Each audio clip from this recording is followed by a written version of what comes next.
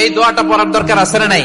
সকালবেলা যদি পড়েন 3 বার, সারাদিন তারা আপনার জন্য মাগফিরাতের দোয়া করবে। আর ওই দিন ইন্তেকাল করলে আল্লাহ তাআলা শহীদ হিসেবে আপনাকে কিয়ামতের দিন দাঁড় করাবে। আবার সন্ধ্যাবেলায় যদি পড়েন, সারা রাতের জন্য 70,000 ফেরেশতা মাগফিরাতের দোয়া করবে। ওই রাতে মারা গেলে শাহাদাতের মৃত্যু নসিব হয়ে যাবে।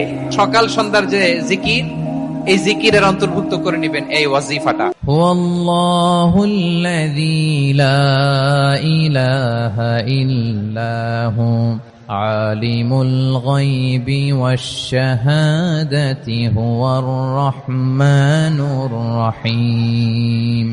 والله الذي لا إله إلا هو الملك القدوس السلام المؤمن المهيمن العزيز الجبار المتكبر سبحان الله عما يشركون هو الله الخالق البارئ المصور له الأسماء